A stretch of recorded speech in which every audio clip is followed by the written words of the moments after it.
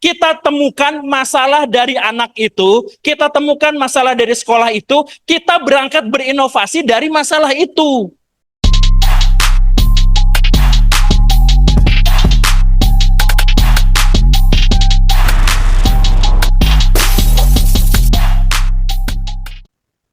Assalamualaikum warahmatullahi wabarakatuh. Selamat pagi, Bapak. Perkenalkan saya Irna Oktariani dari Prodi Pendidikan Sejarah semester 8. Nah, di sini saya akan menceritakan sedikit pengalaman saya waktu saya kemarin PLP di salah satu SMA di Semarang. Nah, kemarin kan PLP itu kan ada kurikulum merdeka. Nah, waktu itu tuh otomatis jamnya kan kepotong. Terus untuk masalah yang saya hadapi itu ini sih gurunya. Karena semisal kita mau bukan eksperimen ya, kayak menerapkan metode semisal sejarah kan itu identik dengan storytelling. Nah, kita ingin uh, memasukkan kayak teknologi gitu, misal membuat storytelling lewat Spotify, lewat media Anchor gitu kan. Nah, dari DPL-nya itu bilang nggak usah Mbak, ribet gitu. Terus lewat pop-up book yang kecil itu untuk menceritakan lah gitu masalah sejarah di Indonesia. Terus gurunya bilang nggak usah Mbak, ribet. Terus siswanya juga nggak mau kayak aktif gitu loh. Jadi dia bilangnya nggak usah Bu, ribet banget. Kita udah capek sekolah dari jam 7 sampai sore. Masa tugasnya susah banget gitu. Itu sih yang buat, jadi guru sekarang tuh harus gimana. Di sisi lain guru yang sudah, mohon maaf, sudah berumur menyarankan yang simpel-simpel aja tapi tidak berkembang. Secara lain siswanya juga gak mau aktif gitu. Itu yang menjadi tantangan sih. Makanya agak siswa di Indonesia itu kurang kurang kreatif, mohon maaf di sisi itu. Dari saya sih gitu. Sekian, terima kasih. Wassalamualaikum warahmatullahi wabarakatuh. Ya, terima kasih kepada Mbak Irna. Mungkin yang dimaksud Mbak Irna itu tadi kesulitannya ya Bapak. Kalau kita terkadang guru kita diajar oleh guru yang mohon maaf sudah tua, itu merasa bosan karena mungkin monoton. Tetapi ketika ada guru muda yang ingin menciptakan inovasi, itu terbentur dengan pendapat-pendapat, nggak usah Mbak susah, nggak usah Mbak ribet, mendingan gini saja. Nah, itu solusi bagi kami calon guru muda itu bagaimana Bapak? Silahkan jawab. Baik, Indonesia itu adalah negara yang memiliki kesenjangan besar antara pola pikir orang tua dengan anak muda. Jadi gapnya tuh besar. Gak kayak di negara-negara yang sudah maju. Makanya orang-orang di Indonesia itu sekarang berebut untuk mengidentifikasi ini generasi Z, generasi milenial, generasi baby boomer dan sebagainya. Karena apa? Walaupun pernyataan itu tidak pernah relevan, ingat ya, generasi milenial, generasi baby boomer di Indonesia itu tidak pernah ada. Tetapi kenapa Indonesia ngotot untuk seperti itu? Untuk mengidentifikasi. Karena kita itu yang muda menganggap, itu mah jokes bapak-bapak, orang tua kayak gini. Terus orang tua selalu berkomentar, anak muda zaman sekarang udah kayak gini. Gitu kan? Karena apa? Karena ada gap yang sangat besar. Orang-orang tua tidak bisa memahami anak-anak muda tidak mengerti pola pikir orang tua.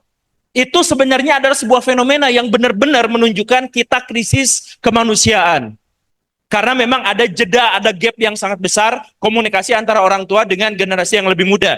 Terkait dengan pernyataan yang tadi itu, pengalaman bahwa saya bertemu dengan guru yang sudah sepuh dan seperti itu. Susah untuk berkembang, susah untuk apa? Inovasi itu justru muncul atas masalah-masalah yang ada. Jadi saya mohon maaf ya, jangan dibalik. Saya setuju sepenuhnya bahwa si guru itu kolot. sepenuhnya. Tapi justru karena kekolotan dia, kita harus menemukan solusi dengan membuat inovasi. Bukan jadikan inovasi saya mentok gara-gara dia. Oke ya, dibalik ya. Bukan inovasi mentok gara-gara dia, tetapi itu masalahnya, maka saya berinovasi gimana caranya untuk menyelesaikan masalah itu. Jadi misalkan, ketika saya berhadapan dengan siswa-siswa yang tidak mau bertanya, tidak mau aktif, duduk, dengar, diam, stres, tertekan, 90% anak di Indonesia mengalami gejala trauma belajar. Dia belajarnya tuh takut, saking takutnya, ketika satu orang guru tidak masuk kelas, guru ini nggak masuk, hure, senengnya luar biasa. Karena kita trauma belajar. Nah, bagaimana caranya berhadapan dengan siswa-siswa yang seperti itu? Bukan menampilkan inovasi yang tidak relevan. Misalkan nanti tugas kamu Spotify ya dan sebagainya. Misalkan seperti itu. Bukan begitu. Tapi mulai dari hal yang paling mendasar.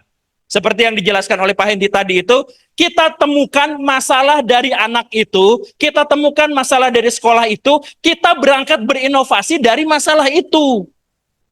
Saya pernah ketemu di sebuah daerah, anak yang sangat nakal luar biasa, duduk paling belakang, yang lain mau belajar dia senggol kanan kiri karena pengen ngajak ngobrol. Akhirnya apa? Saya tidak mengajarkan dia untuk bikin YouTube, saya nggak ngajarin dia gimana caranya bikin TikTok. Saya bikin tugas, anak-anak, nanti pertemuan berikutnya, bikin setengah lembar pengalaman kehidupan kalian dari baru bangun tidur sampai tidur lagi. Tulis ya, itu tugasnya. Saya jadi guru bahasa Indonesia pada waktu itu. Setelah ditulis, dikumpulkan, dan saya menemukan ternyata anak itu adalah penggembala kerbau daerah pelosok di Jawa Barat sana. Penggembala kerbau. Jadi setiap harinya setelah dia pulang sekolah, dia langsung dititipkan sama warga untuk mengurus kerbau. Jadi ulangan berikutnya, pas ulangan berikutnya, saya ajukan pertanyaan-pertanyaan yang hanya bisa dijawab oleh satu orang berdasarkan pengalaman yang diajukan tadi. Pertanyaan saya pada suatu waktu adalah, berapa kilogram kebo yang dihasilkan per hari? Tidak ada yang bisa menjawab selain anak itu, karena anak itu memang nanti dikumpulkan, ditimbang untuk pupuk kompos, untuk energi alternatif yang kayak gitu. Dia setiap hari seperti itu. Akhirnya apa? Pas ada pertanyaan itu, dia gelisah luar biasa. Karena dia sebelumnya tidak pernah mau jawab.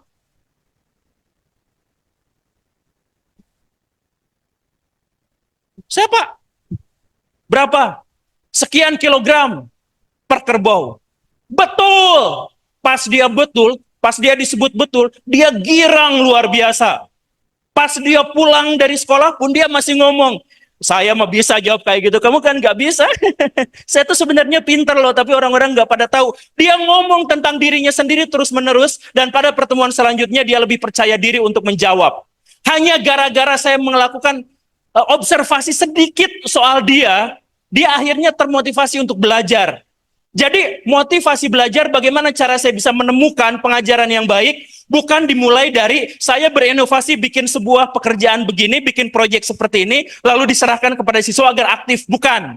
Tapi kenali diri sebagai personal, kenali dirinya apa adanya, karena kurikulum Merdeka itu menuntut personalisasi, di mana setiap orang bakat, minat, potensi, keinginan, harapan, cita-citanya, itu menjadi dasar bagi pendidikannya di masa depan. Terima kasih.